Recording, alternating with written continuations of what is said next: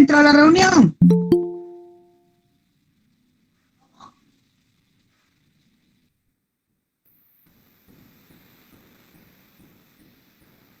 Bien, en breve ya vamos a estar iniciando con esta videoconferencia el derecho de alimentos para niños, niñas y adolescentes durante el estado de emergencia. En esta tercera fecha nos va a acompañar la doctora Flor de María Acero Ramos. Ella es jueza especializada de la Corte Superior de Justicia de Ventanilla, Puente Piedra.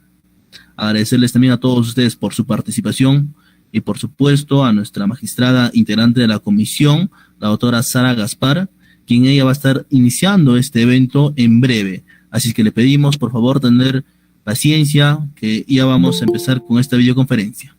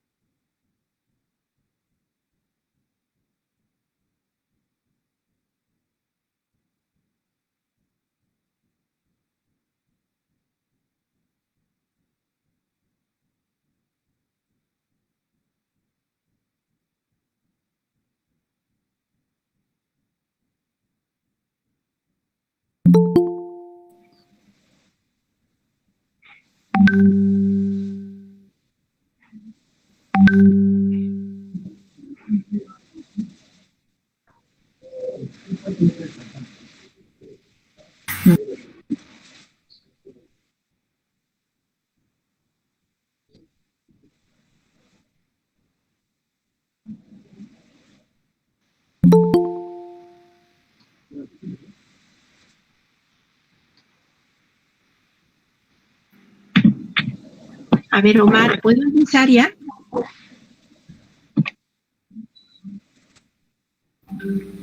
Bien, buenas tardes con todos y con todas. Bienvenidas a esta videoconferencia programada para el día de hoy, el derecho de alimentos para niños, niñas y adolescentes durante el estado de emergencia. Esta ponencia está a cargo de la doctora Flor de María Acero Ramos. Ella es jueza especializada de la Corte Superior de Justicia de Puente Piedra, Ventanilla. La autora cuenta con experiencia en la judicatura de familia, penal y laboral. Del mismo modo, damos la bienvenida a la autora Sara Gaspar Pacheco. Ella es jueza especializada y miembro integrante de la Comisión Permanente de Acceso a la Justicia, a quien le recibimos. Doctora, buenas tardes, bienvenida. Buenas tardes con todos y todas. Doctora, permítame saludarla y así también darle la bienvenida a nombre de la Comisión Permanente de Acceso a la Justicia y Justicia en tu Comunidad. El saludo especial de la doctora Tello Gilardi, quien es la presidenta de la misma, quien desde ya agradece su enorme participación. Recordarles pues a todas las orientadoras que los temas que venimos tratando en este ciclo de conferencias virtuales promocionados y realizados para ustedes dentro del marco de la violencia de género y acceso a la justicia, se viene efectuando en coordinación con la Asociación Peruana de Juezas Mujeres y la Asociación de Jueces para la Justicia y la Democracia. Y como ya nos indicó Omar, con las pautas iniciales que se han dado, esto es mantener en silencio los micrófonos para efectos de no perdernos ni ningún instante de su valiosa ponencia, doctora, que nos va a tratar un tema tan importante en estos tiempos tan difíciles y sobre todo que nos vienen también con lo referido al derecho alimentario y sobre todo su cumplimiento. Bien, doctora, le agradecemos de antemano, esperemos pues que cumpla todas las expectativas para las orientadoras, quienes son las que van a aplicar todo lo aprendido durante toda su capacitación y hoy también en la labor voluntaria que viene realizando. Gracias a ellos y sin más preámbulo, doctora, le cedemos la palabra para que usted pueda disertarnos con el tema tan valioso referido a los derechos de alimentos para niños, niñas y adolescentes, sobre todo en este tiempo de pandemia. Gracias. Gracias por sus palabras de bienvenida, doctora Sara. Me siento honrada y también agradecida por la invitación. Para mí es un honor estar nuevamente con las orientadoras en esta oportunidad mediante este mecanismo virtual, dada la coyuntura que se presenta.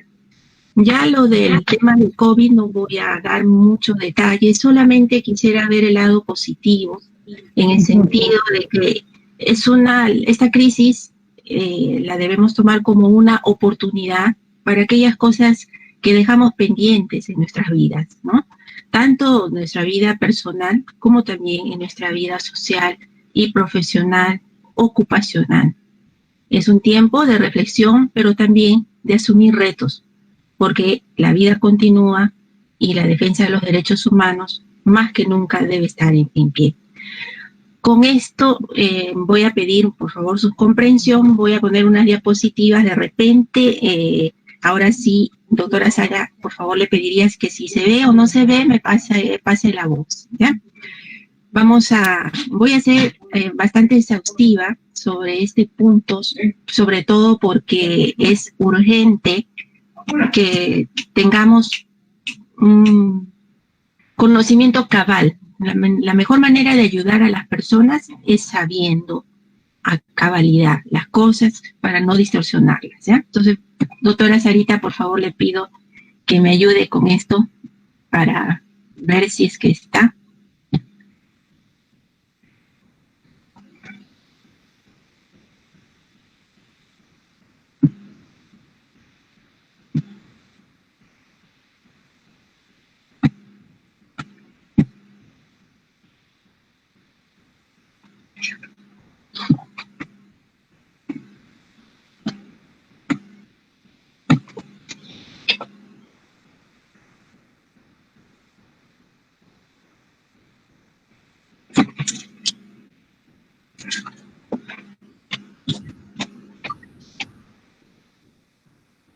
Sí.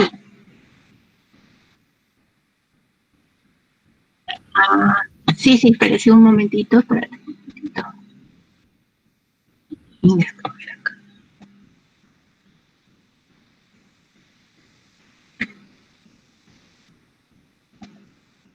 La primera diapositiva, ¿no? No, la primera esa. ¿Esta? No. Más arriba.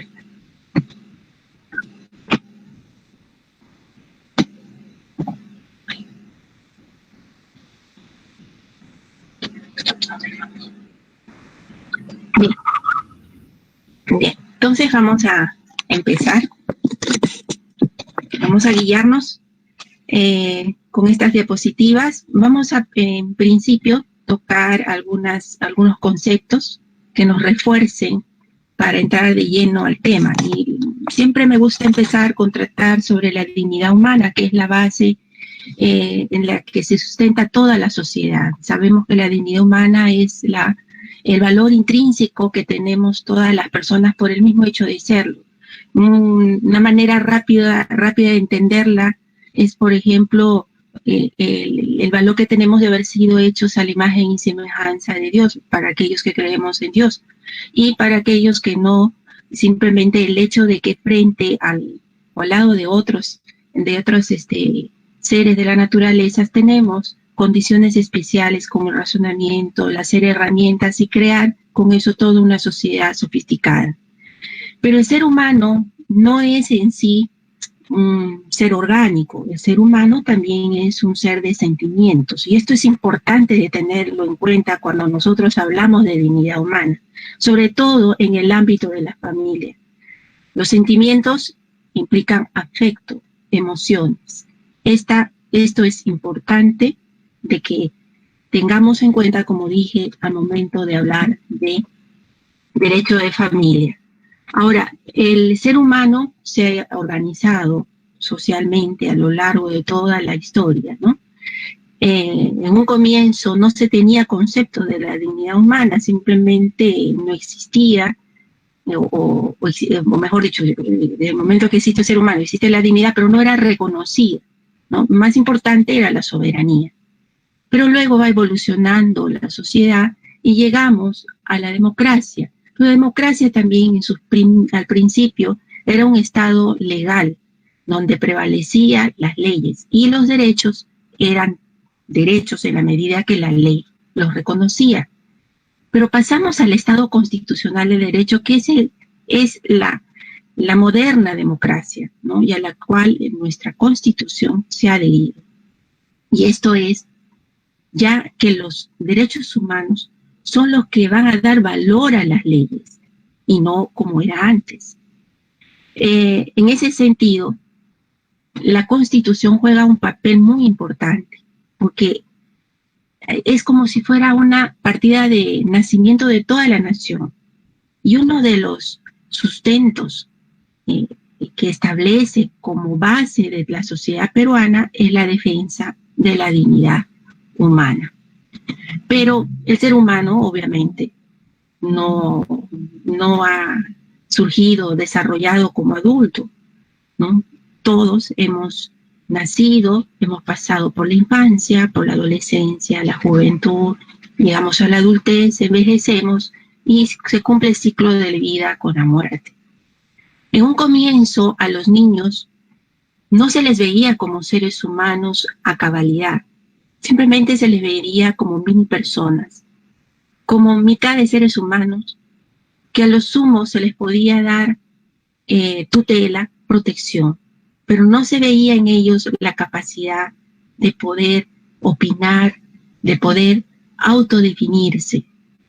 Y en ese sentido, antiguamente al niño se le protegía por un lado y por otro lado se le reprimía con dureza. Y era en las épocas del siglo pasado o antepasado, perdón, pues estamos en el siglo XXI, muy frecuente ver a niños de 9 años o de 8 años o de 10 o de 11 años juntos, encarcelados con los adultos cuando cometían o cuando infringían, según las legislaciones de entonces, alguna ley penal, ¿no? Esta visión de un niño, mini ser humano, de una niña que no tenía capacidad, ni de un adolescente que se le desconocía autonomía, es cambiado con la Convención sobre los Derechos del Niño, que es aprobado en 1989 y es una de las legislaciones más acabadas, más finas en lo que se refiere a la defensa de los derechos humanos. Con la Convención surge una nueva visión, pero para empezar, ¿qué dice la Convención? La Convención dice que serán, no obstante que dice Convención del Niño, ha dejado en claro que también comprende a los adolescentes. ¿Por qué? Porque van a ser niños y niñas y adolescentes, todos los seres humanos que no hayan adquirido los 18 años. Ya nuestra legislación, no la Convención, establece que son niños y niñas los menores de 12 años, hasta los 12 años, y serán adolescentes los menores de 12 a 18 años. La Convención establece un nuevo paradigma. Si antes eran los menores objetos de tutela, ahora cambia la figura. Ellos ahora se les considera sujetos plenos de derechos y de obligaciones también. Eso es también, este extremo de las obligaciones es algo que no se está reconociendo cuando hablamos de un nuevo paradigma. Es decir, que los menores, así como tienen derechos, también tienen obligaciones. Pero son seres humanos que están en desarrollo, que no han alcanzado la plenitud de su desarrollo. De ahí que tienen una protección especial. ¿A qué nos referimos cuando indicamos que el nuevo paradigma habla de la autonomía del niño? Voy a utilizar este término, por favor, por la brevedad, dejo en claro. Cuando digo niño, me estoy refiriendo también a las niñas y adolescentes. Por la brevedad, voy a utilizar este término, ¿ya? ¿A qué se refiere la autonomía del niño? Son nuestros hijos, ¿no? Los niños los procrearon sus padres. Eso no quiere decir que les pertenecen a los padres. Ellos se preparan y debemos prepararlos para que asuman su autonomía, es decir, que poco a poco vayan tomando decisiones en su vida. Y esto es importante porque la vida está llena de vicisitudes y nosotros tenemos que entrenarles para tomar buenas decisiones. Esto lleva de la mano con el derecho a ser escuchado, ¿no? Es decir, saber cuál es su opinión. Antes no se tomaba en cuenta ello y se le imponía cualquier decisión, así esto vaya en contra de su bienestar. Por último, la protección integral. Ya no se trata de proteger simplemente al niño abandonado o de dar un tratamiento al adolescente infractor. Todos los niños, así estén dentro del seno familiar o fuera de este, igual merecen una protección integral. ¿Por qué? Porque están en pleno desarrollo. Y ese desarrollo es el que adecuado, es el que hay que garantizar. Esa situación de estar en desarrollo los coloca en vulnerabilidad, en una vulnerabilidad por la edad, ¿no? En ese sentido, sus derechos están reforzados. Si nosotros tenemos derechos, los de ellos están mucho más reforzados. Aquí me encanta decir una frase, ¿no? O una oración. Los niños, niñas y adolescentes son ciudadanos. El hecho que no tengan mayoría de edad no significa que no sean ciudadanos. Lo que pasa es que su ciudadanía no la pueden ejercitar a plenitud. ¿Por qué? Porque no están en condiciones de tomar decisiones.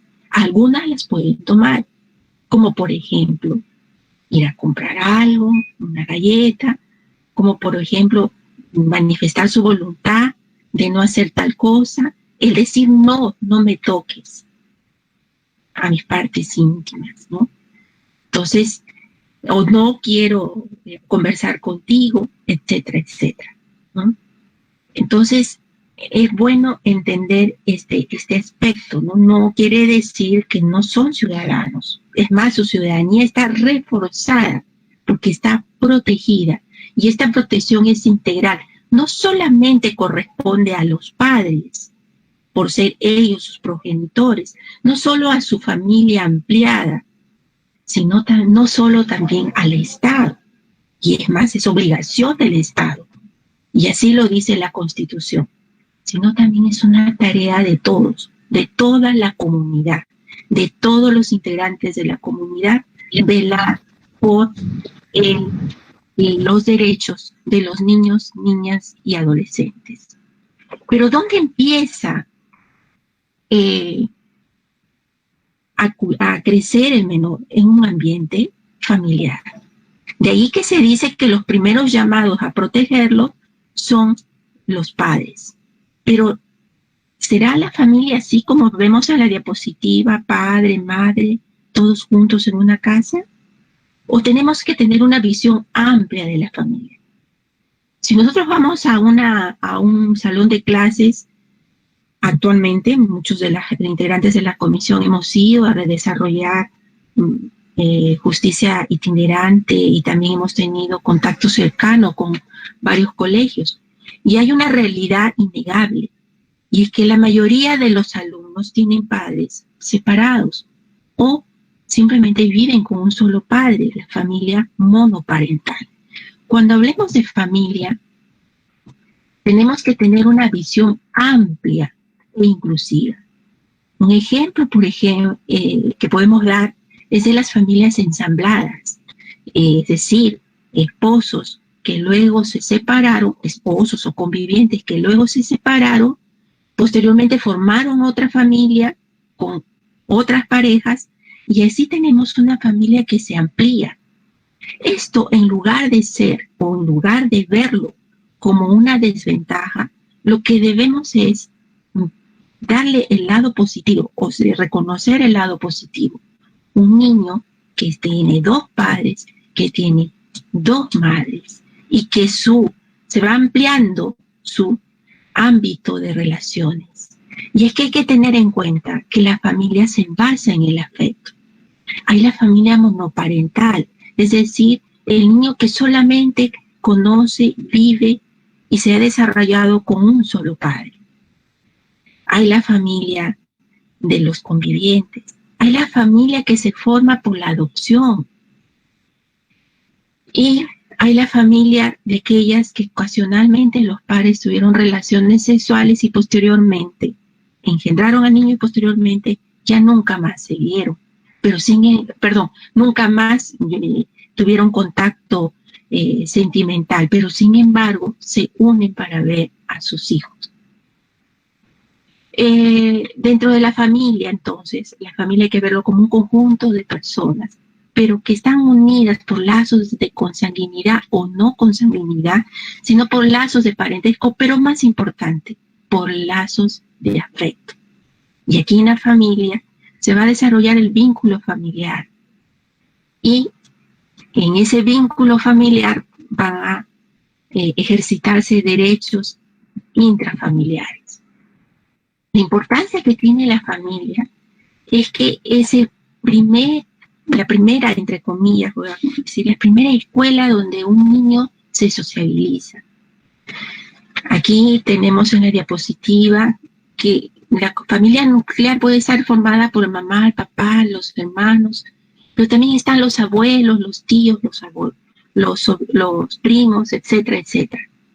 Poco a poco el niño, pasando a ser el adolescente, va teniendo contacto con más personas de la comunidad. Primero en su escuela, luego empieza sus primeras relaciones sentimentales. Luego pasa a tener relaciones sociales mucho más complejas.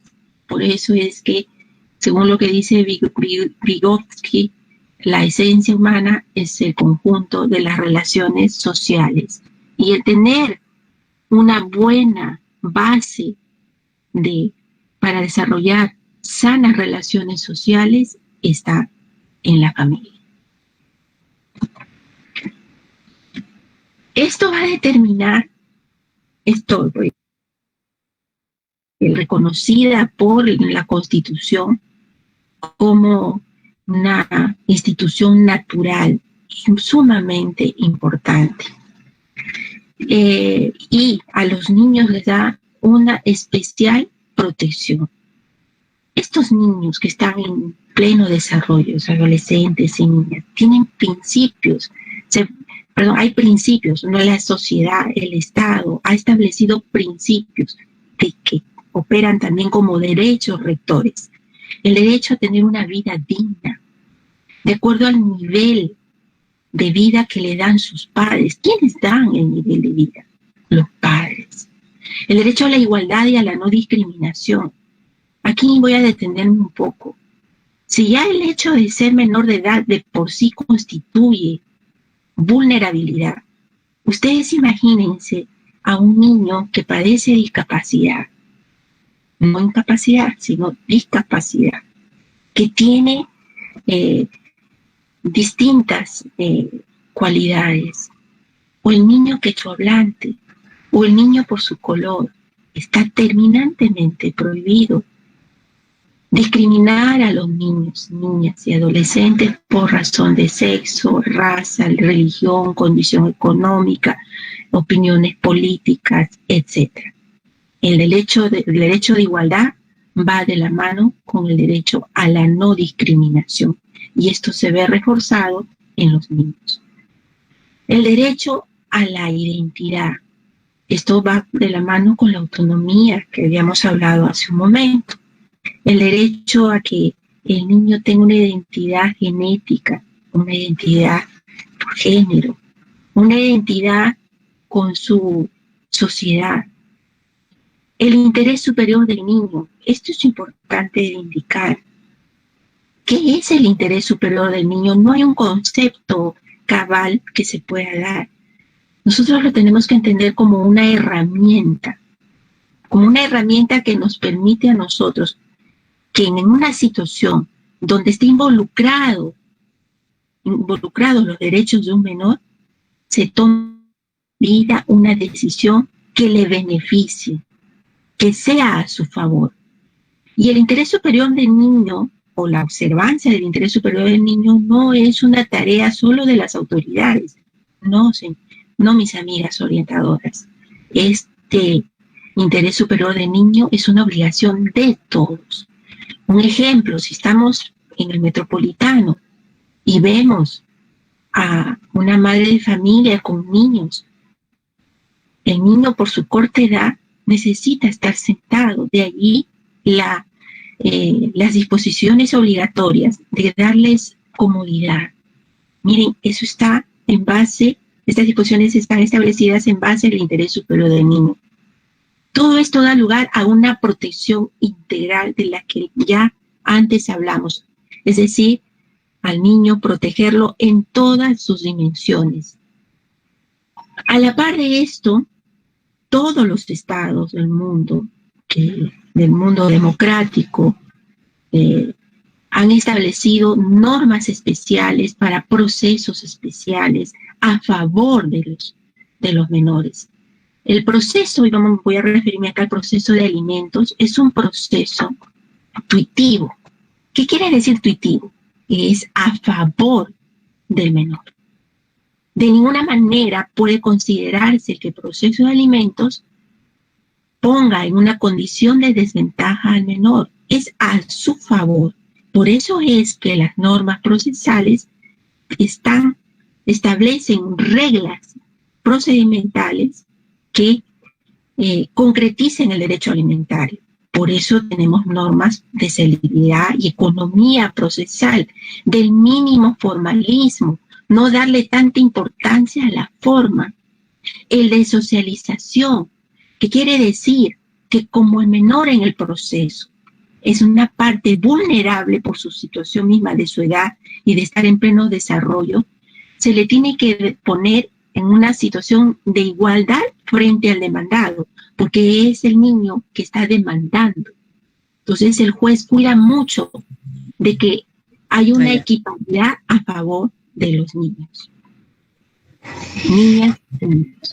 Ahora entrando a lo que son los alimentos. Ya lo puse ya. De que llamaron y lo cortan, hija. Hay una... Ya 2 semanas. Disculpen, hay una interrupción, por favor, una de nuestras oyentes está con su micrófono. A ver, ya, ahora, entrando ya a ver lo que es los alimentos. ¿Qué entendemos? Muchos dirán, los alimentos es el pan de cada día, porque nosotros si no comemos nos morimos de inanición. Pues no, para eso vamos a tomar los alcances que nos da la Convención de los Derechos del Niño. Nos dice que todo niño tiene derecho a un nivel de vida adecuado para garantizar su desarrollo. ¿Qué desarrollo? Físico, mental, moral, espiritual, social. Físico obviamente se refiere al aspecto orgánico, ¿no? Mental, a la capacidad de conocimiento y de razonamiento, cómo alimentar este aspecto. El aspecto moral y espiritual está ligado a los valores, a la religión, a las creencias, y el social a tener una buena adaptación en la sociedad con los demás, tener buenas y sanas relaciones con los demás. Si esto es lo que necesita el niño, entonces, ¿qué serán los alimentos? ¿Por qué estará constituido? Estará constituido por lo que vemos aquí, por todas esas necesidades que tienen que ser satisfechas. El niño necesita comida, vestimenta, vivienda, educación, asistencia de salud, recreación. Todas estas necesidades tienen que ser satisfechas a través de los alimentos. Y alimentos será todo ello. Entonces, hay que tener una visión amplia. Como les dije, ¿quiénes son los primeros llamados a cumplir con esta prestación alimentaria? Los padres, porque son sus progenitores. Y aquí vamos a hablar un poco de la patria potestad. La patria potestad es inherente a los padres, no es inherente a los tíos, ni a los abuelos, ni al padrino, ni a la madrina. Es inherente a los padres. Son el conjunto de derechos y obligaciones que tienen los padres para con sus hijos. Y una de sus obligaciones es prestarles alimentos. Vamos a ir viendo en qué consiste, porque pareciera que fuera algo sencillo, pero no es tal cual. No es tal. Por ejemplo, cuando hablamos de alimentación, específicamente comida, esta tiene que ser nutritiva, sana. Hoy que estamos con la pandemia, mucho se está hablando del sistema inmunológico, ¿no? Y esto implica tener una alimentación, vuelvo a reiterar, sánica, lo más orgánica posible, con menos preservantes.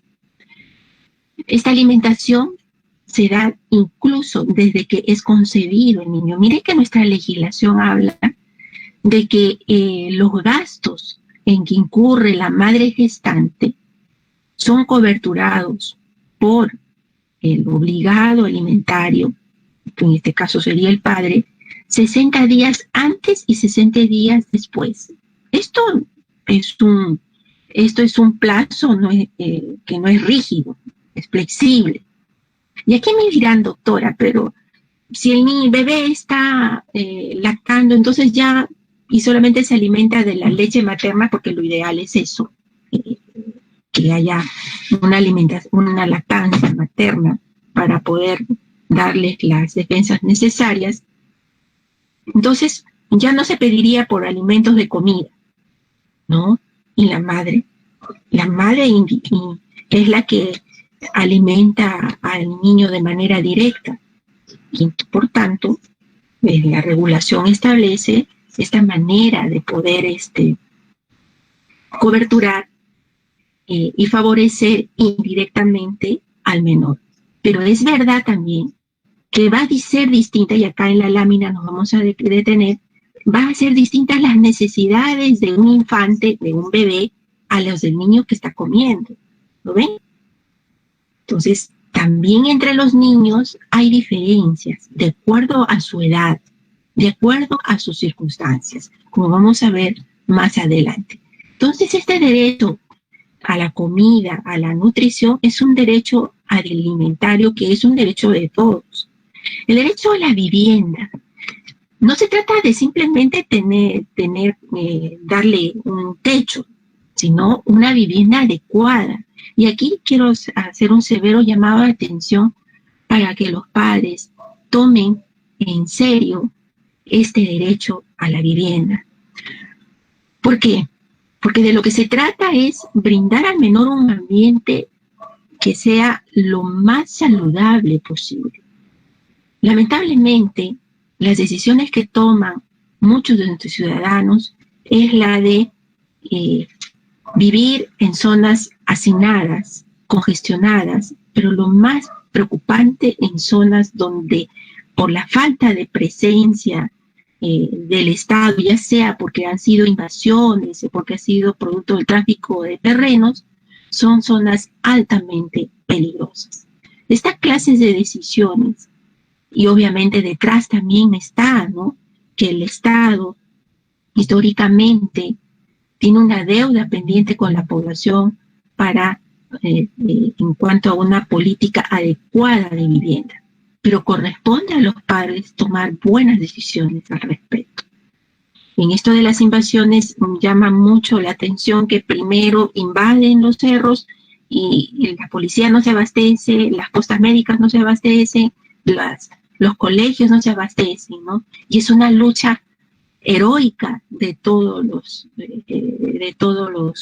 vecinos para conseguir todo ello, ¿no? Hoy tenemos que romper esa informalidad, porque de por medio está la dignidad superior de nuestros menores. Entonces, este es el derecho a la vivienda. El derecho a la vestimenta, una vestimenta adecuada para su edad, para la zona donde vive, de acuerdo a las estaciones, etc. También acá quiero hablar sobre que el niño también tiene que elegir. Poco a poco ya va formando sus gustos y hay que darles libertad en ese sentido. Hoy por hoy la moda, felizmente, es mucho más variada, mucho más flexible en esto y no hay ningún problema al ejercitarse este derecho. El derecho a la educación. Qué importante es este derecho. Es un derecho humano, es un derecho fundamental. Pero hay que entender a este derecho a la educación como un proceso que dura toda la vida. Pero en el caso de los menores es importante porque en sus primeras etapas de vida es donde va a adquirir los recursos necesarios para enfrentarse al quehacer cotidiano del que implica la adultez. Una educación cabal es aquella que permite descubrir las habilidades de un niño y potenciarlas. Aquí un llamado de atención también a los padres que dejen de considerar que simplemente la educación es conocimiento. No, la educación también implica educar al niño con emociones. El arte, el deporte van de la mano. Y en contraparte, el derecho a educación también implica que el niño no trabaje, que simplemente se dedique a estudiar, a formarse, porque de esta manera se va a garantizar que tenga un desarrollo adecuado, que le permita mañana más tarde ejercitar su ciudadanía en la comunidad a plenitud. Ya dijimos, los deportes y el arte, cualquier oficio. Hay que hablar de un derecho a la educación integral. El derecho, los gastos por salud.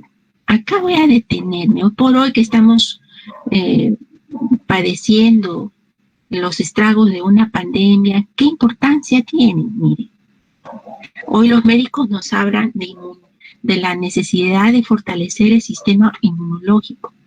Y esto va de la mano con lo que generalmente he escuchado a los demandados, ¿no? Pero mis hijos no necesitan gastos por salud porque ellos están sanos. Hay que entender que la salud implica el bienestar físico, mental, emocional de todo ser humano y especialmente del niño. No necesita que esté enfermo. Hay que practicar una medicina preventiva. De allí que necesariamente esto tiene que ser contemplado dentro de la pensión de alimentos. Así que no se trata simplemente de gastos por enfermedad, se trata de gastos de garantizar su salud. Salud que significa que bienestar físico, mental, emocional y espiritual del niño. Y no se requiere que esté enfermo. El derecho a la recreación, esto es tan importante para un niño. El niño es de por sí un ser humano que vive fantasías, que sus sentimientos nobles están a flor de piel y que está aprendiendo a sociabilizar. De ahí la importancia del juego, de la recreación. Puede hacerlo de manera individual o en grupo. Los paseos, el ir al cine, el dar una vuelta, montar bicicleta, cantar, compartir con los amigos. Hoy por hoy, este derecho a la recreación por la pandemia se está viendo limitada, pero no quiere decir que ha desaparecido. Está limitada. Y limitada, ¿por qué la está limitada? Por el bien de ellos mismos. Porque aquí ya ponderamos, ¿no? Si tenemos tu derecho a la recreación y por otro lado tu derecho a la salud, que incluso puede comprometer a tu vida, obviamente que voy a preferir el derecho de la salud y por eso el aislamiento. Sé que hay distritos que van saliendo, pero también sabemos por las noticias que hay muchos niños que están internados. ¿Qué hacer ante esta situación? Otras alternativas dentro de casa, o en espacios muy cercanos a casa, en casa que se recomienda. En casa, los juguetes, los juegos. ¿Pueden entrar los juegos electrónicos? Sí, pero dependiendo de la edad y siempre con supervisión. Y de esta manera hay que nosotros, así como ellos se imaginan los juegos, ir a la par de su imaginación de ellos y recrearlos de esta manera, porque los niños necesitan en ese mundo de felicidad, porque ellos han nacido para jugar y tienen derecho a ser felices. Todos tenemos derecho a ser felices y especialmente los niños. Aquí me voy a detener para hacer un ejercicio con todas ustedes, ¿ya? El derecho alimentario de los niños, niñas y adolescentes no es un derecho que va solito, como hemos visto, va de la mano con el derecho a la vida. Si no hay alimentos, ¿cómo se puede garantizar la vida, la subsistencia? El derecho a un nombre y a una nacional, ¿qué tiene que ver eso, doctora, con el derecho alimentario? Es que un niño, para que pueda ejercitar su derecho, tiene que estar identificado. ¿Es un requisito importantísimo, imprescindible? No, porque siempre se va a prevalecer ese derecho.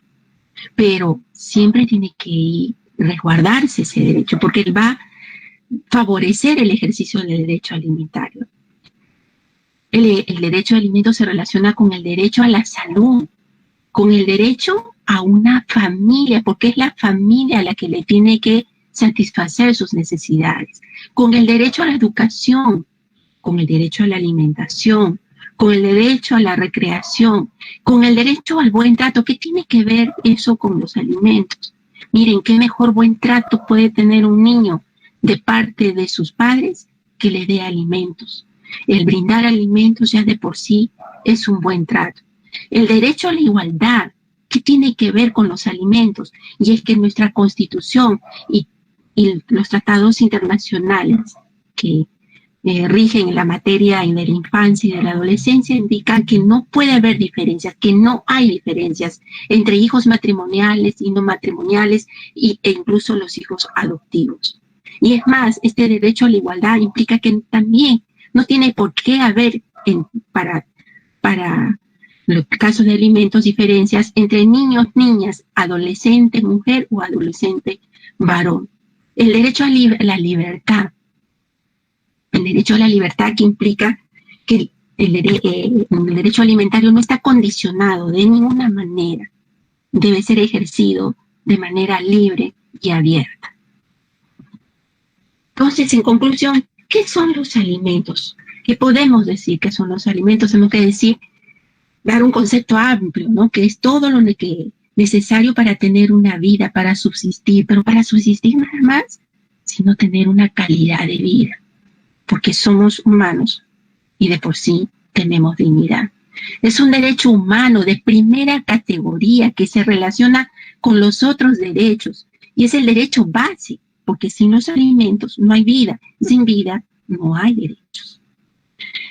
¿Cuál es el fin de los alimentos? Satisfacer las necesidades para la conservación de la vida. El derecho alimentario tiene estas características, es personal. El derecho que tiene el niño Juan es de él, no es el derecho de la mamá, no es el derecho del tío, es el derecho de él. Es irrenunciable, no se puede renunciar. Es recíproco, sí, porque en los niños posteriormente, cuando sean adultos y los padres estén en necesidad, van a tener que acudir a los padres. Es indeterminado porque es amplio, es intransmisible. Las deudas alimentarias, sin embargo, sí se pueden transmitir, pero el derecho alimentario no, porque es personal. Si fallece el alimentante o el alimentista, simplemente se extingue el derecho alimentario y por ende la obligación alimentaria. Y aquí tenemos la obligación alimentaria, ¿no? La obligación alimentaria surge de un vínculo familiar, ¿no? De un vínculo familiar que, como ya vimos, puede ser matrimonial, puede ser de pareja, de convivientes, puede ser por adopción, puede ser filial simplemente por la procreación. ¿Quiénes van a ser en toda obligación alimentaria o no? Hay dos partes. En la parte de los acreedores, es decir, los que van a reclamar, están los niños, niñas y adolescentes. Y en la parte de los deudores están los padres. Puede ser la madre o puede ser el padre, porque no necesariamente se te tiene que reclamar, o el reclamo es solamente para el padre, también la madre puede ser demandada.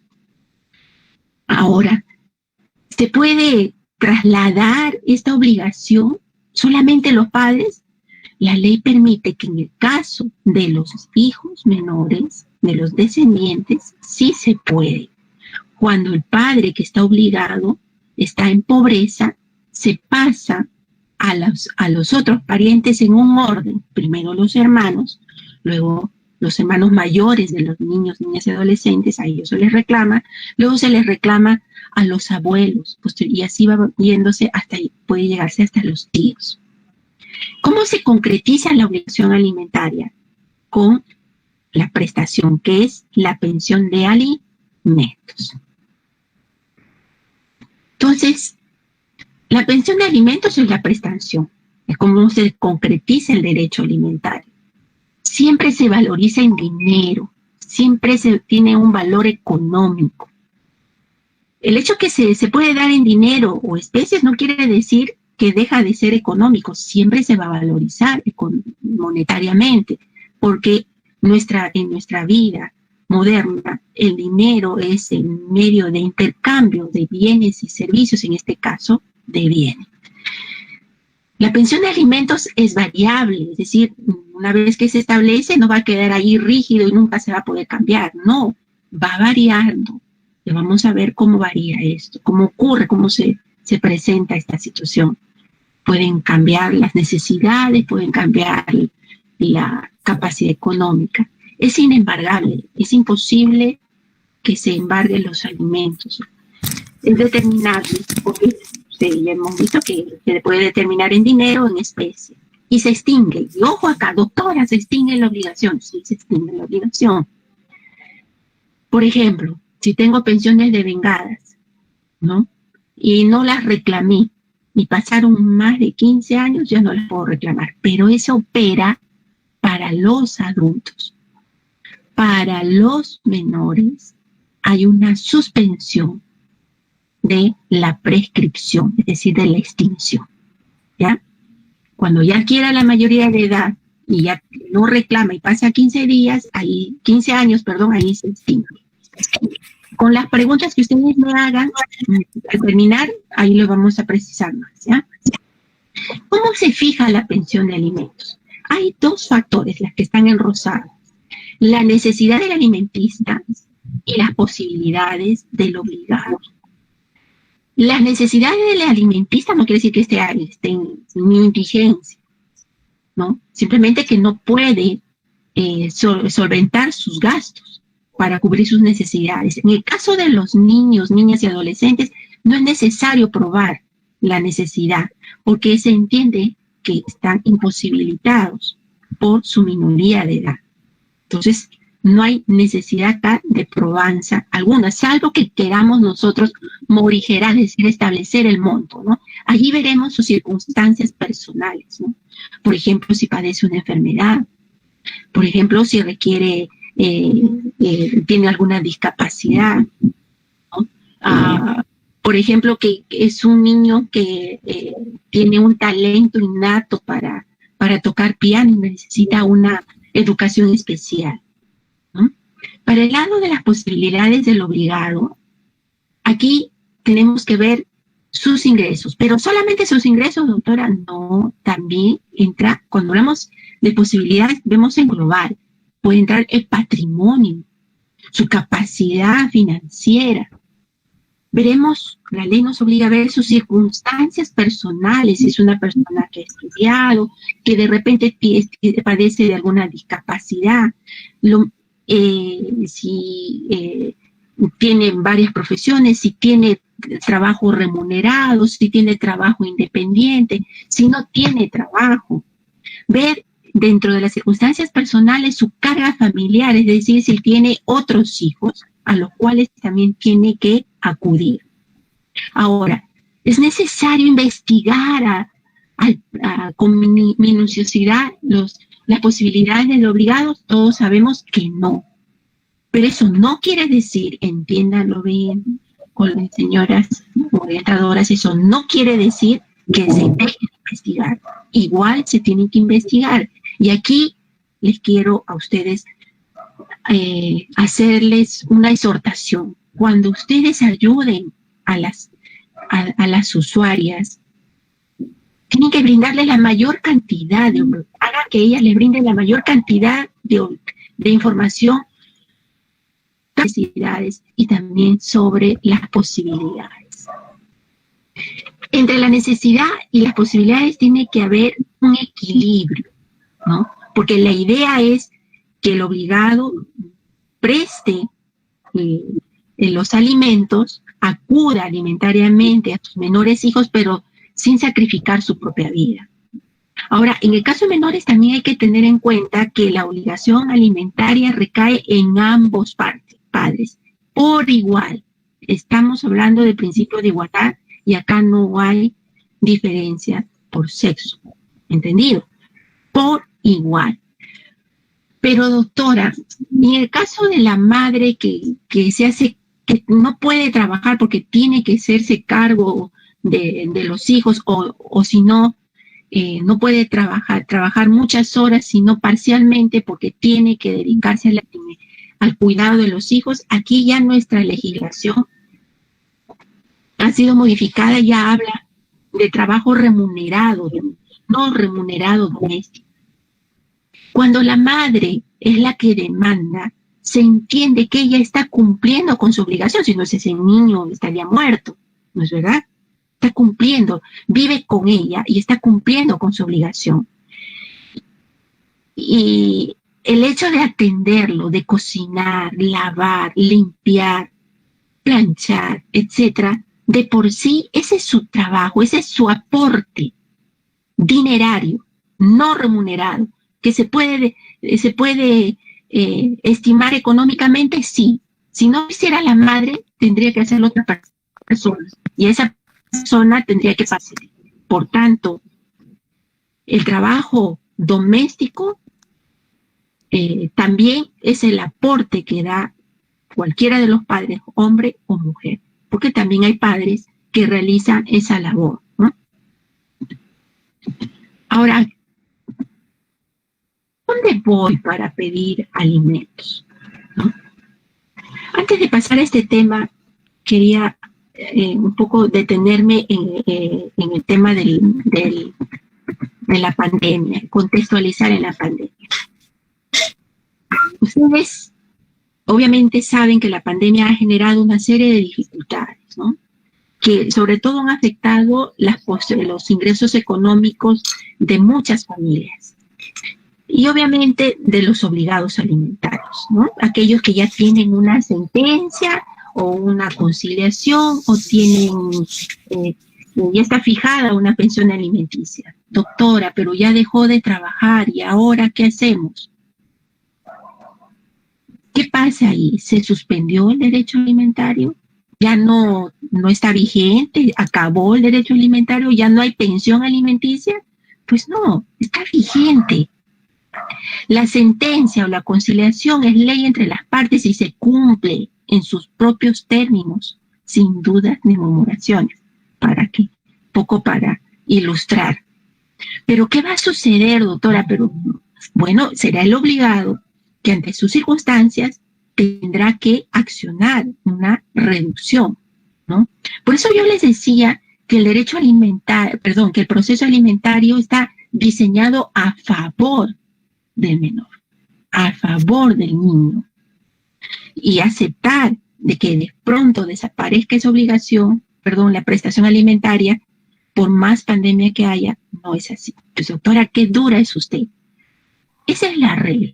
Pero ¿cómo la aplicamos? Porque es muy fácil decirla, ¿no? Desde una exposición y yo acá sentada, pero en la realidad de los hechos, ¿cómo lo hacemos?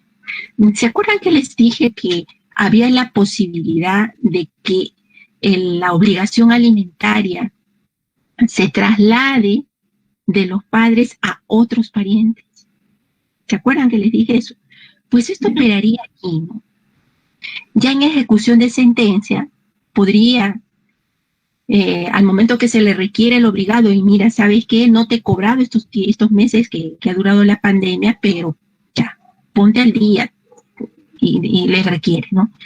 Y le aconsejaría, es mi idea, es una posición personal, de que pudieran efectuar el requerimiento y que si en caso no pueden, ellos indiquen qué familiar lo puede hacer en su representación, ¿no? ¿Qué ¿Qué garantías puede dar? Pero la posición tiene que ser muy firme, defender el derecho alimentario de los niños, niñas y adolescentes, por ser un derecho de primer orden, porque el derecho alimentario de los menores está reforzado. ¿Entendido? Eso quería explicarles y ahora vamos a ver ¿dónde vamos para la pensión de alimentos? ¿Solamente al Poder Judicial? No, pero también hay la vía extrajudicial. Se puede acudir a los centros de conciliación, ya sea del Ministerio Público, de las de MUNACE también que tienen centros de conciliación, o también centros de conciliación particulares. Y el otro camino es el judicial. ¿Quién es el que reclama? Los que reclaman siempre van a ser el niño, la niña y el adolescente o la adolescente. Otra cosa es que sus padres o su madre que vive con él, que ejercen su tenencia de hecho, les representa. Pero el que se reclama siempre son ellos. Y en su representación están obligados la madre o el padre que los custodia. Obligados. Aquí he escuchado muchas veces a muchas madres decir, no, yo no quiero ejercitar la acción de alimentos, no quiero demandar porque saben que yo puedo sola. Además, yo no quiero rebajarme. Pues decirles a esas personas, a esas madres generalmente, que no es su derecho de ellas, es el derecho de sus hijos. Y por tanto están obligadas a representar, a que en su representación reclamen la prestación alimentaria por parte del otro padre que no vive con ellos. ¿Entendido? Además se trata de un nivel de vida. Es mejorar el nivel de vida y eso corresponde a los padres. Eso lo dice, les hago recordar, la Convención de los Derechos del Niño y Niña. Hay que tener en cuenta lo siguiente. No es necesario que el obligado incumpla con prestar alimentos para reclamar los alimentos. ¿Entendido? No, doctora, yo no reclamo los alimentos porque él cumple. Cumple pero no me alcanza, pero sí está dando, ¿no? Sí, él está dando, pero me falta, me debería dar más.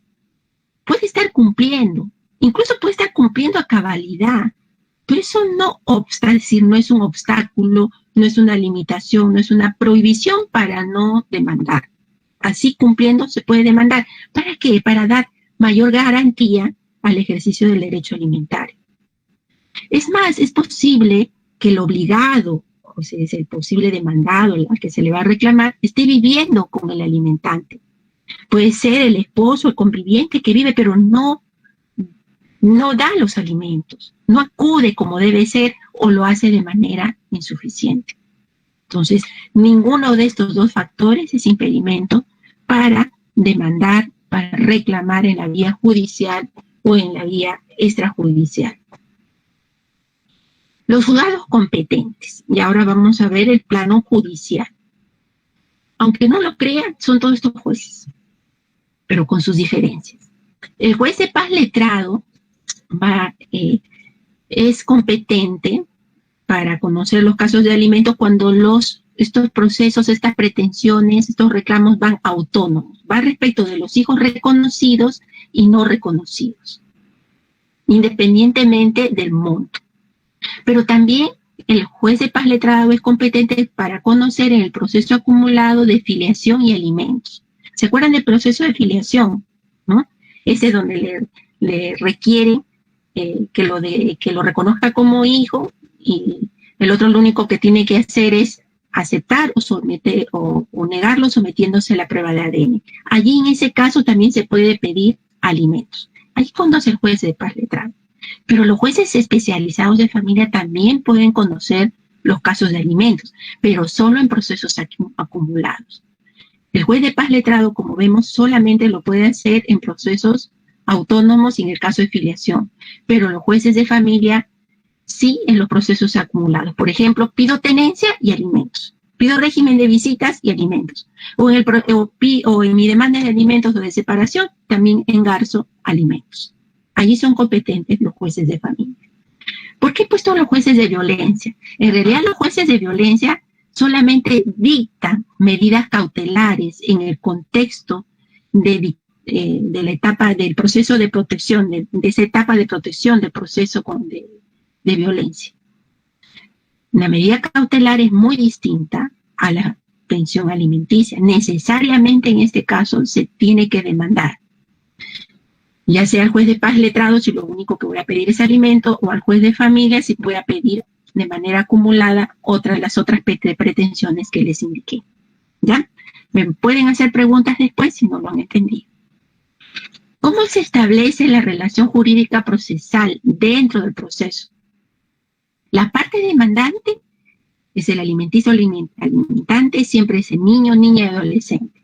Representado por quién, por su madre, por su padre, puede ser hasta otro familiar. Ustedes saben que en la realidad de los hechos hay niños que viven con sus abuelos, que viven con sus tíos, incluso viven con los padrinos, ¿no? Esto ellos pueden ejercitar, sí, pero lo ideal es regularizar esa situación. Es decir, que si se trata, por ejemplo, los abuelos sí tienen una tutela legal, se le llama, ¿no? En el caso de los hijos reconocidos, ¿no? Pero en el caso de los otros parientes es mejor que haya una decisión de un juez de colocación familiar, ¿no? Para efectos de que todo esté lo más formal, regular posible. Siempre con los niños y adolescentes debemos de dejar de ser informales. ¿Por qué? Porque eso impide el ejercicio de sus derechos, ¿no? En la parte demandada, va a estar el padre o la madre. El tratamiento judicial que se da en los casos de alimentos es sistémico, es transversal, involucra a varios operadores. A nivel judicial, en el ámbito de familia, tenemos que el proceso de familia de alimentos se divide en dos etapas, de trámite y ejecución, pero puede pasar a la judicatura penal cuando no se cumple la obligación alimentaria y se incurre en el delito de la omisión a la asistencia familiar, que luego vamos a pasar a ver. En el contexto de la pandemia, el Consejo Ejecutivo del Poder Judicial se ha preocupado mucho, y todas las cortes en su conjunto, por simplificar el proceso. Simplificar el proceso. Ya nuestra jurisprudencia, les cuento, amigas orientadoras, que ha habido un tercer pleno casatorio en que se indica que como cada clase de procesos se ven casos humanos trascendentales, porque se trata de menores de edad, se debe flexibilizar las formas, todo el proceso. Y ahora estamos apuntando, quisiera orientadoras que miren cómo se reduce. ¿Ustedes se acuerdan cómo era antes? Era la etapa postulatoria de la demanda, luego se corría traslado al demandado, luego venía la audiencia y había una tercera etapa entre la etapa postulatoria y la audiencia única. Ahora no. En la etapa postulatoria vamos a ver más detalladamente cómo, en la otra diapositiva, qué fases hay y así la audiencia única. En la postulación de la demanda, y aquí entran ustedes, queridas amigas, hay una fase extrajudicial de acopio de información. Es importante, doctora, pero en esta época del COVID, ¿cómo hago para sacar la partida de nacimiento? Tengo una copia por ahí. ¿Cómo hago para saber cuánto gana? ¿Cómo hago para ir donde un abogado? ¿Cómo hago para que me hagan la demanda? Bueno, aquí es importante que tengan presente que todo se flexibiliza. La documentación puede ser copia simple. Los documentos, los más elementales, hasta pueden haber declaraciones juradas. Y ya el Poder Judicial ha aprobado y está ya en camino de operativizar el formulario electrónico de demanda. Si ustedes ya conocen el formulario, pues ese formulario ahora es electrónico. Y para su ingreso, que es la fase ya judicial, va a ser virtual a través de una mesa de partes electrónica. Todos estos detalles se van a ir dando hasta que llegue el 30 de junio, ¿no? El 1 de julio creo que empieza todo, ¿no? Ahora voy a pasar acá a lo que yo le he puesto, le denomino calificación multifuncional. ¿Qué pasa cuando la demanda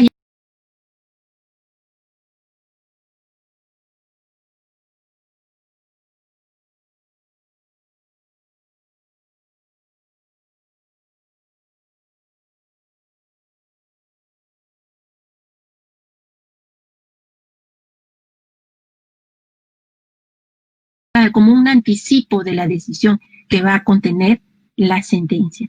Miren todo lo que se modifica, las modificaciones que hay, todo para favorecer el ejercicio del derecho alimentario de los niños, niñas y adolescentes.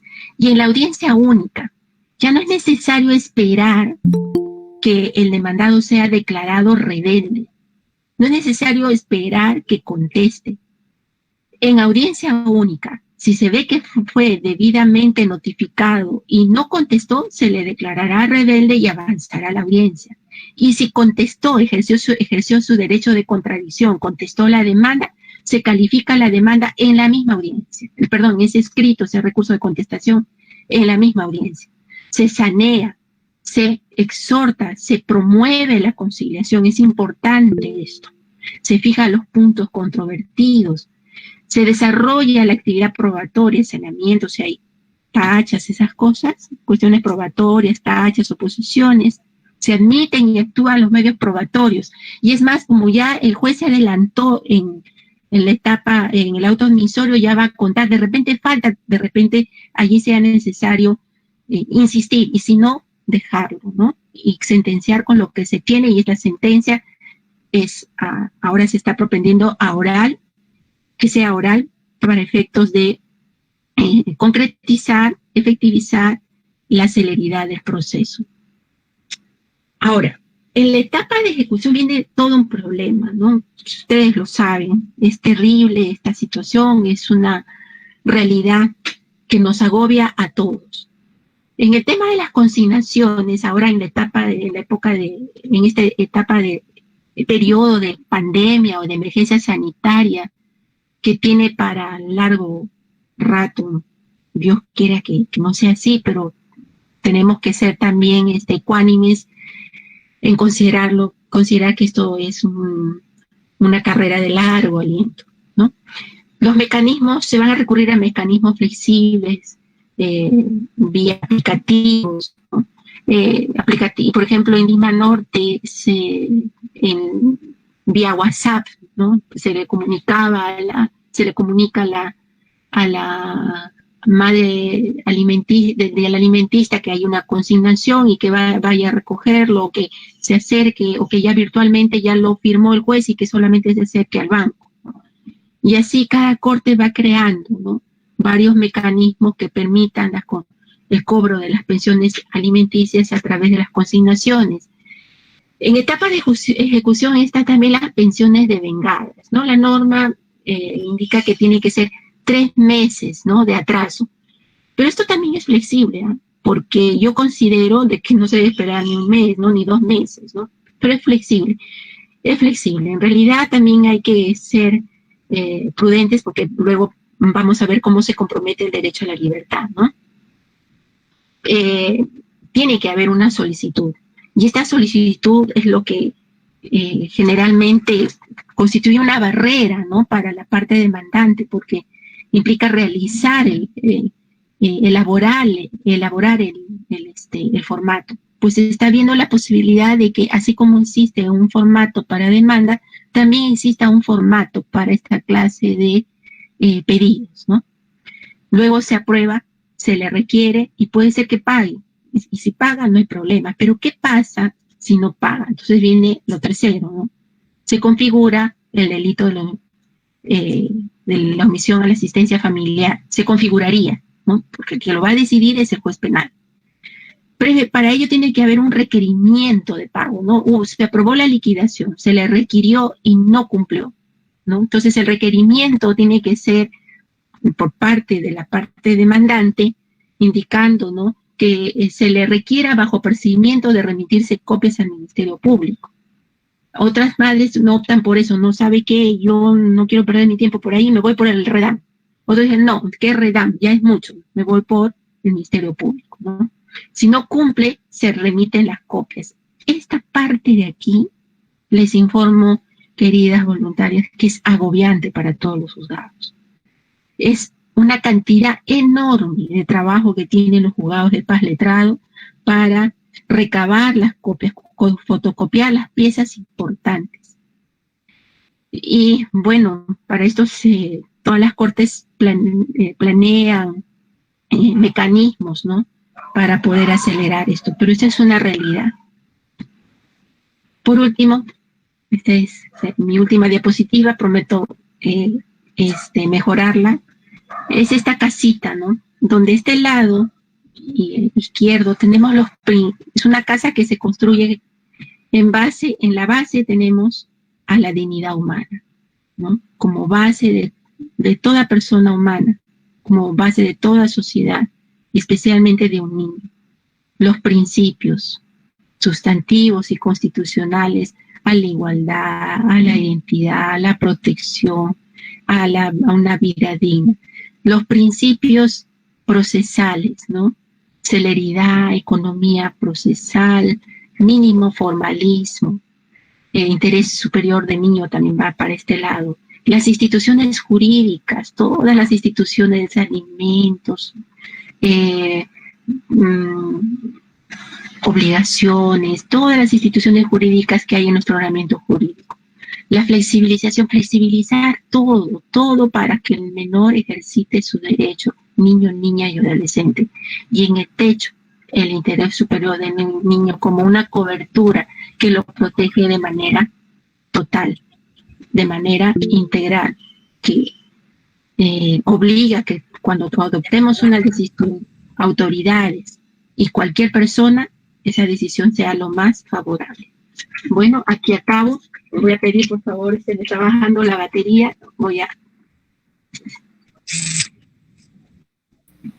Bien, agradecemos a la doctora Flor de María Acero por la excelente exposición que nos ha dado acerca del tema del derecho de alimentos para niños, niñas y adolescentes durante el estado de emergencia. Doctora, tenemos 2 preguntas que nos han hecho en la transmisión en Facebook a través de nuestra página oficial. Y Alan Luis Balbín nos pregunta, doctora, ¿qué sucede si el alimentista fallece? ¿Quién cubre esas necesidades en el menor? Y también hace una segunda pregunta, en el caso de que un padre alimentista tenga 4 hijos en diferentes compromisos y cada hijo le pasa una pensión de 150 soles al mes, lo cual no es digno para el menor, ¿cómo se cubren las necesidades? Ya, en cuanto a la primera pregunta, el derecho alimentario, como indiqué, es personalísimo, ¿no? Es solamente corresponde ejercerla a su titular, que en este caso, tratándose de niños, niñas y adolescentes, les recae en esto. Una manera de extinguir la obligación alimentaria justamente es la muerte, ¿no? Pone fin. Entiendo que la pregunta está dirigida a ¿qué pasa si ya el gasto lo realizó el otro padre? Ya cubrió esa necesidad y hay una pensión de vengada. Esa pensión de vengada podría repetirse, entiendo va por ese lado esa pregunta, ¿no? Si la pudiera la madre que lo cubrió en vida al menor la pudiera cubrir, yo pienso que sí pudiera hacerlo, ¿no? No, finalmente de su propio pecunio, de sus propias posibilidades lo cubrió. Allí generalmente ocurren los gastos, por ejemplo, de los hospitales o de las clínicas, ¿no? Que son gastos fuertes. Y asumir esos gastos tiene que ser compartido, no obstante que el desenlace sea fatal, ¿no? En cuanto a la siguiente pregunta, entiendo que se refiere a un obligado que tiene varias obligaciones alimentarias frente a varios hijos. Aquí debemos tener en cuenta que el principio de igualdad entre todos los hijos, ¿no? No hay aquí uno que tenga más valor que el otro, todos son iguales, pero lo que sí pues, se puede hacer es, viendo las circunstancias particulares que tiene cada menor, hay necesidades, las necesidades son diferentes. Las de un infante son diferentes a las de un niño de 10 años, a las de un adolescente de 15 años. Entonces, allí el juez tiene mucha libertad. Ahora, ¿qué mecanismo, qué hacer en una situación así? ¿No? Existe el proceso de prorrateo por el cual cuando ya están declaradas las pensiones alimenticias judicialmente, se va a un nuevo proceso ante el mismo juez que vio cualquiera de los procesos de alimentos y se pide que se prorratee. Pero ese prorrateo no quiere decir que si son 4 es entre 4, no. Dependiendo de las circunstancias de cada niño, niña y adolescente. Algo que quería decir y es en relación a esto es lo siguiente. El derecho de los niños, niñas y adolescentes tiene la contraparte del derecho del ser humano adulto de procrear, ¿no? Es una decisión. Puede ser una decisión responsable. En principio tiene que ser voluntaria. No se puede imponer la procreación. Decir, no puede ser producto de una violación. No puede ser producto de una costumbre. No puede ser producto de una imposición de la pareja. Tiene que ser consensuado, tiene que ser libre, pero también tiene que ser responsable. Y ser responsable implica no engendrar hijos por engendrarlos, porque finalmente se trata de seres humanos que, como dije, sienten, sufren. Y ante esta realidad que trae a colación la pregunta, esta segunda pregunta, tenemos la gran falencia de nuestra sociedad, ¿no? La falta de una cultura, la falta de educación. Y esa falta de educación tiene un arrastre generacional, porque el padre que procrea sin ninguna responsabilidad es un padre que no ha sido educado o no ha cultivado, si se quiere, una buena práctica de empatía, de ponerse en el lugar de ese niño, de ponerse en el lugar que ese niño sufre las carencias por no satisfacer sus necesidades. Y de ahí que siempre hablo de la importancia de concebir a la educación como integral, como una educación integral, que no solamente sea conocimientos, sino que también sea una educación de emociones, de sentimientos. Y aquí en el derecho de familia es lo importante, porque como les indiqué, la familia a la que debemos apuntar es la familia que se vincula por el afecto. ¿Bien? ¿Otra pregunta? Tenemos otra pregunta de Roxana Galindo. Si un padre de alimentos paga la mitad por este periodo, y ya que es independiente, ¿se le puede demandar? A ver, entiendo que si es que paga la pensión de alimentos es porque ya está fijada, entonces ya no tendría necesidad de demandar, porque ya lo fijó el juez, ¿no? Lo que sí cabría es requerirle que cumpla a cabalidad, pero acá, y justo es buena esta pregunta, porque yo les indiqué que tenemos que ser firmes en respetar el derecho de los niños y niñas y adolescentes respecto de sus alimentos. En eso tenemos que ser firmes. Acá no puede haber negociación de por medio. Acuérdense que el derecho alimentario es innegociable, pero sí podemos, de acuerdo a la realidad que se presenta, podemos ser flexibles. Pero eso pasa ya no por el juez, sino va a pasar por cada una de las familias, en este caso de las madres. Los jueces no tenemos una bola de cristal para saber qué es lo que está pasando. Y no van a esperar todavía que haya un juez para que decida esto. Imagínense la cantidad de jueces que tendríamos que ser para estar metidos en cada detalle. Es más, no tenemos conocimiento, nos tienen que decir. Pero acá lo más importante es ser cautos, ser comprensivos. Y definitivamente hay un menoscabo. ¿Que se tiene que revertir esa situación? Sí, pero yendo con cautela. Y ahí es lo que les decía, el otro mecanismo que tiene la norma para estos casos es el de trasladar la obligación a otro familiar. En el caso de los menores se puede. Entonces, si sabes que ya tú no puedes, entonces que lo haga tu hermano. Si tiene niños, hermanos mayores, acudir al hermano mayor. Que lo haga alguien en representación. Doctora, pero ¿no será necesario demandar todavía a esos menores? Yo creo que ahí sí podemos flexibilizar los jueces. Es una situación excepcional por la que estamos viviendo. Finalmente va a ser el pago en representación del deudor. Es como si yo debiera al banco, ¿no? Por mí, yo le pagaré a mi hermano, ¿no?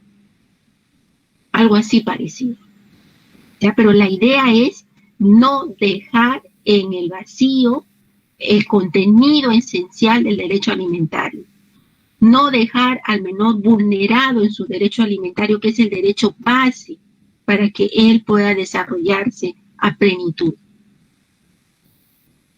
Bien, doctora, continuando con las preguntas, bueno, tenemos un montón de preguntas, vamos a mencionarles las más importantes. Una de ellas es de Stephanie Rosas Villegas Rodríguez, quien dice, ¿cómo hacer que un padre cumpla con el hijo si se encuentra en el extranjero? Mire, es una interesante pregunta. Justamente los tratados internacionales han establecido mecanismos de cooperación entre los países para estos casos. Simplemente no hay ningún obstáculo para que pueda demandar al obligado, esté donde esté. Para esto tiene que tener el dato de dónde vive para el emplazamiento, para que le llegue la notificación. ¿Cómo va a ser una notificación? Va a ser una notificación vía consular. Es una notificación muy especial. Demora, ¿cómo no? Porque eso obviamente no es una situación normal, pero es igual, como si él estuviera acá, lo demanda. Simplemente tiene que copiar la mayor cantidad de pruebas sobre las posibilidades del demandado. Y del menor también, porque si yo voy a pedir una pensión de alimentos de 3.000 soles, tengo que sustentar las necesidades, ¿no? ¿A qué? No es necesario investigar, pero tengo que sustentar dónde van a ir los gastos. Y del obligado, ¿no? Si el obligado tiene un nivel de vida alto, pues ese nivel de vida alto le corresponde a sus hijos menores. Entonces no hay ningún obstáculo, pero lo único que sí tiene que acopiar toda la información y la documentación, sobre todo para no perder mucho tiempo, pero también tener paciencia, ¿no? De por sí, antes de la pandemia era dificultoso, demoraba, ahora con pandemia mucho más. Otra pregunta, doctora, Evelyn Maguiña nos pregunta, si el padre ha retirado la AFP, ¿tendría que dar por ley la pensión de alimentos o es opción del padre? Mire, no pasé, creo, la diapositiva, se me borró. Aprovecho esta pregunta para decirle que dentro del proceso hay ciertos mecanismos de aseguramiento de la pensión alimentaria. Una de ellas es la asignación anticipada, ¿no?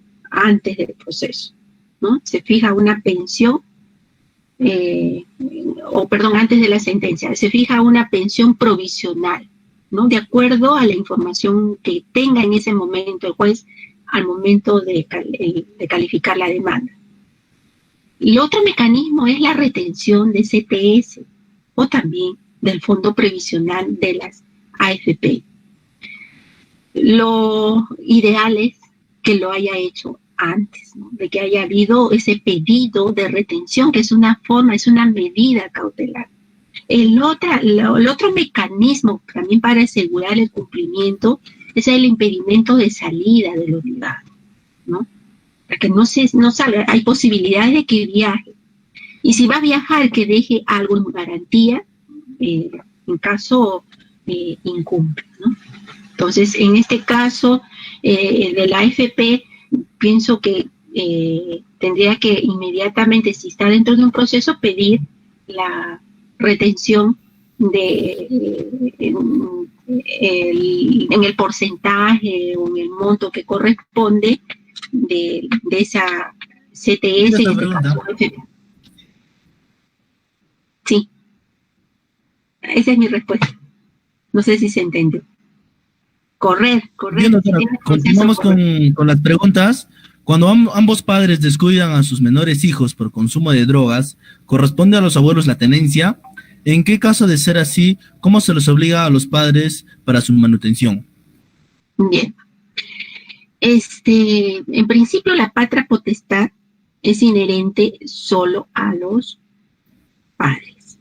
Y uno de los atributos de la patria potestad es la tenencia, ¿no? Que es el derecho de los padres, y especialmente es el derecho del hijo de estar al lado de sus padres. Más que el derecho del padre o de los padres, es el derecho del hijo. Entonces, ¿cómo se puede hacer con el caso en una situación particular donde haya un abandono, hay un desentendimiento por parte de los padres en la supervisión, cuidado de los hijos? ¿Pueden los otros familiares? Sí, sí se puede. Para eso, obviamente, tiene que recurrir al Poder Judicial. ¿De qué manera? Hay muchos mecanismos. De por sí, el hecho de no supervisar a un menor constituye de descuidar, de ser negligente, ya sea por lo que entiendo la pregunta, también en la prestación de alimentos, ya constituye violencia. Por lo tanto, denunciar ese hecho, pedir a la juez de familia una medida de protección para que quede en custodia de los menores, ¿no? Y ahí también establecer una medida cautelar de una pensión provisional. Ese sería un mecanismo más rápido, ¿no? Porque allí hay violencia, negligencia de no pasar alimentos, pero también eso sería violencia física, violencia porque le está generando un problema, ¿no?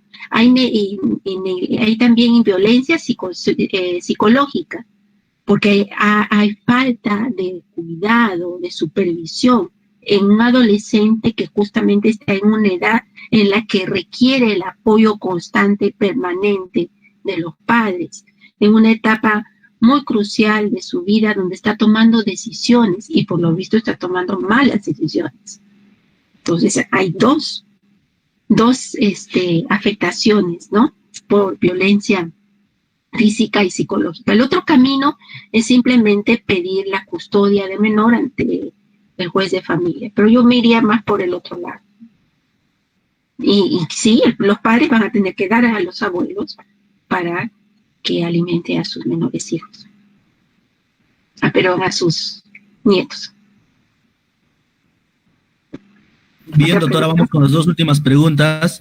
Si una madre de familia en el proceso de violencia logra una medida de protección alimentaria y luego solicita un aumento de pensión dentro de esa medida de protección sin haber interpuesto la demanda, ¿esta procedería?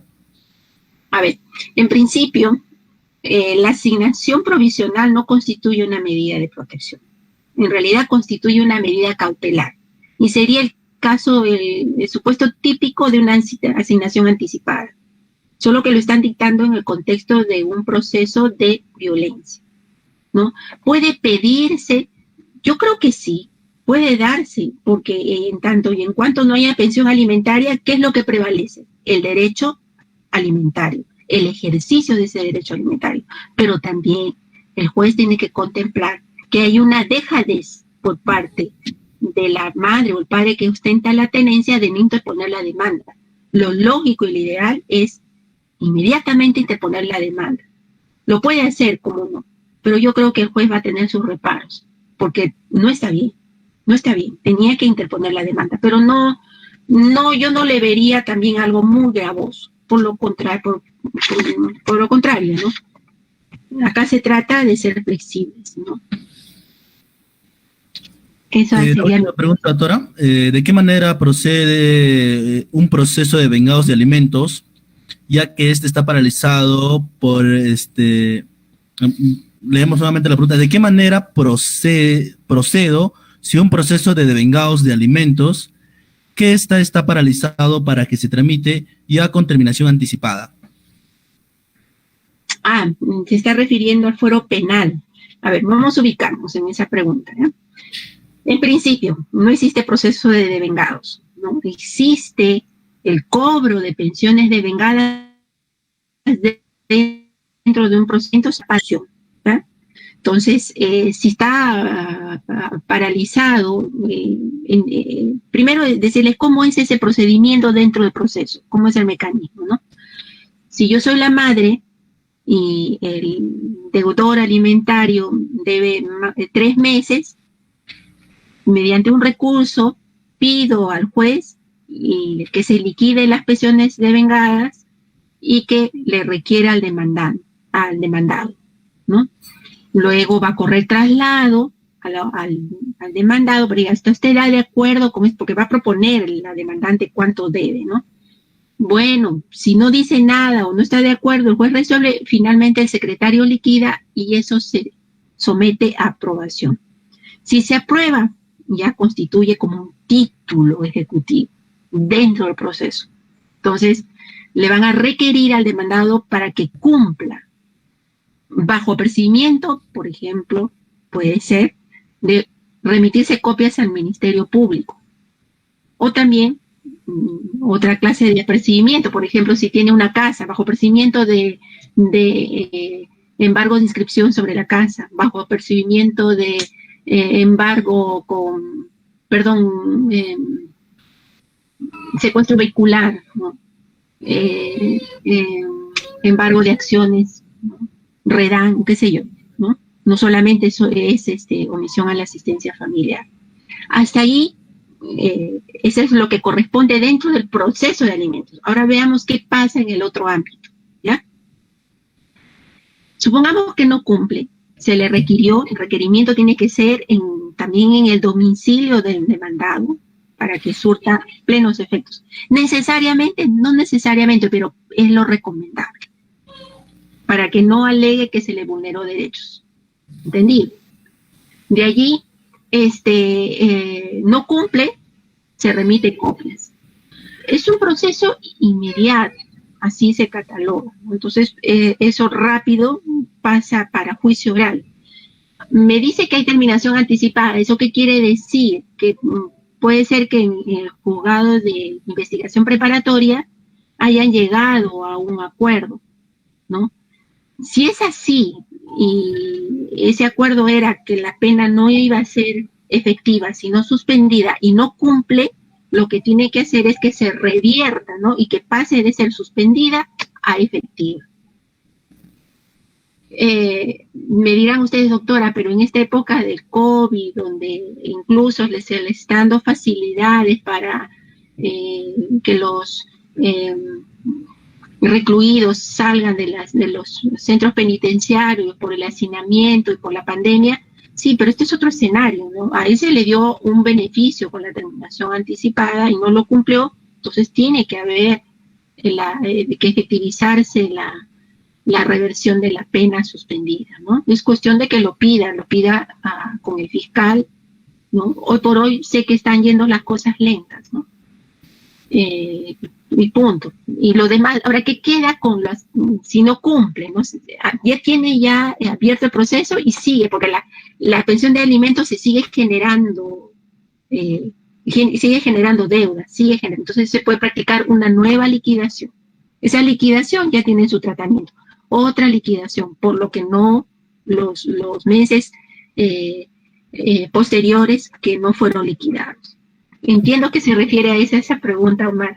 No sé si es lo que quería. Bien, doctora. Agradecemos a la doctora Flor de María Cero Ramos, ella es jueza especializada de la Corte Superior de Justicia de Ventanilla, por la excelente exposición con el tema el derecho de alimentos para niños, niñas y adolescentes durante el estado de emergencia. A continuación vamos a dar pase a la doctora Sara Gaspar para las palabras finales y el cierre de esta sesión el día de hoy. Adelante, doctora. Gracias, Omar.